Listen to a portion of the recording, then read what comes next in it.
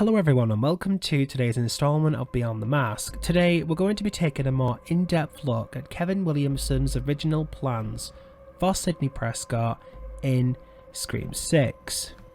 So I know some of you may be confused by this, so let me just explain before we dive in. Kevin Williamson has been doing quite a few podcast interviews lately and has been shedding some light on different aspects of his cancelled Scream projects over the years.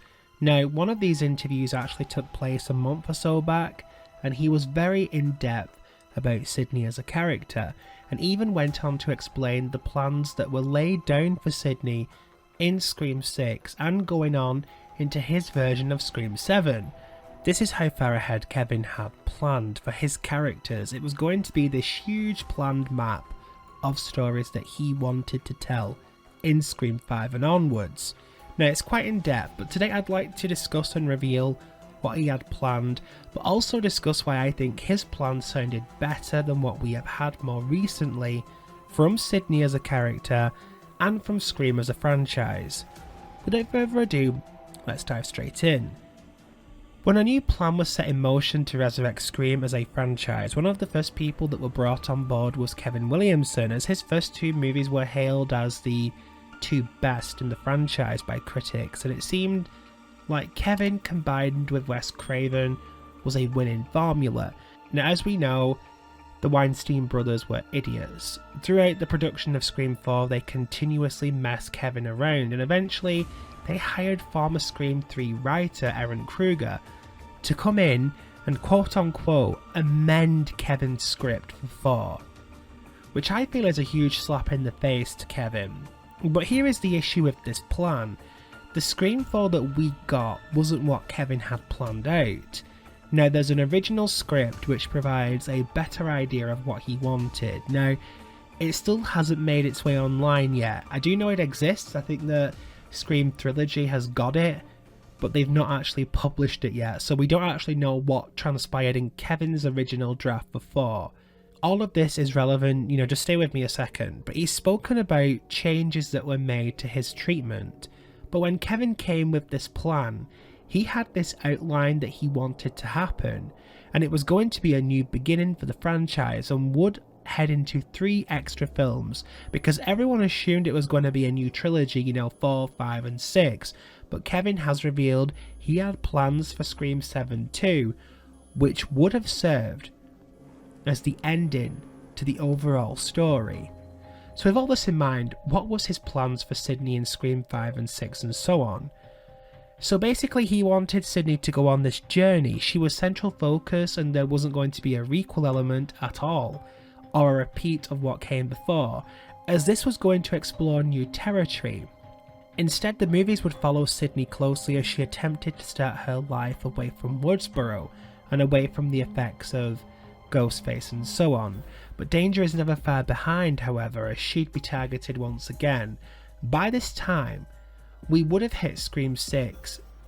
So Scream 5 would have wrapped up what Scream 4 set up with the Jill Roberts, because everyone knows that she was going to get away with that murder and she was going to go on and be stalked and so on. But then we would have gone into Scream 6, and by the time that we would have hit Scream 6, Sidney would have been involved with somebody, and that relationship would have taken a huge hit because her doubts over trusting people were still there, especially after, what Jill did to her in 2011, and obviously what happened in Scream 5, or what was going to happen in Scream 5.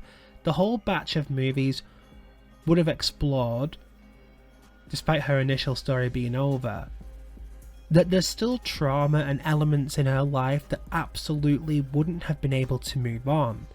She was still targeted because each Ghostface wanted to become the new version of what came before. So regardless, she'd continue to be pursued, even though Scream 3 marked the end of her story. It's assumed throughout his wording that Scream 6 would have seen a climactic confrontation with Ghostface, or whoever was targeting her, but that would have built into a 7th movie. Now, he has stated that this would have absolutely had an ending, which would have been wrapped up in his version of Scream 7, so we'd have seen the story that was being set up receive a beginning, a middle, and an ending, with Sidney continuing to be the face of the movies for 7 movies straight. For me personally, this sounds better than what we got from Sidney in Scream 2022. My main issue with 2022 is based around the fact that they take away these characters we've been with for 4 movies straight and don't really replace them with anybody worth investing in my opinion. You know, granted, by 6 the core 4 did receive more development and I did grow to like them, but in 5 it just felt so poorly handled, like we were expected to just jump onto this new batch of characters, while Sidney, for example, got barely any screen time, and even then her presence wasn't really imperative to the plot. I also felt her being with Matt Kincaid was just pure fan service. There was no mention of him in Scream 4, so I understand why Kevin didn't reintroduce Mac. Instead, her love interest was a new character who would have been introduced in this new batch of movies created by Kevin, or written by Kevin should I say. I feel like going in with a constructed plan is the best way to handle this franchise. By the end of 2, we knew the story wasn't over, despite the climax of the movie. It was building to something, you know, there was this key element that felt unresolved. 6 didn't feel it was building anywhere to anything, so it's unsure where we're going next. But my point is, Kevin handling the character in this way was something I think we should have gotten. Remember that Kevin created Sidney Prescott, so I think whatever he brought to the table in his version of Scream 5, 6 and 7 would have felt like a true continuation of Sidney's story. Which also is further proof that the Sidney story is over people have no real merit to those claims, as Kevin had this entire plan to continue her story. There's so much more to Kevin's overall plan for his planned movies, but that's likely another video I could do at some point. Which version of Scream do you prefer? Kevin's planned movies which delved into Sidney a little more and showed the consequences of her past impacting her current life, or the brief appearance that she had in 5? Share your opinions below.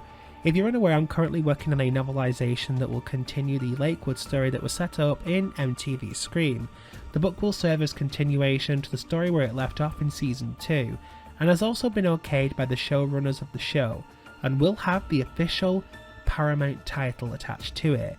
If you would like early access to the novel, then you can join my Patreon below, where I will be releasing chapters every month over there, so you guys will see how everything goes down before it hits Kindle next year. The link to Patreon is in the description below. Thank you so much for watching guys, and don't forget to like, share and subscribe for more awesome Scream content. I intend on delving into some trivia you guys possibly aren't aware of throughout all the movies in the franchise over the next few weeks, so be sure to subscribe so you don't miss a single video, and I will see you guys in the next video.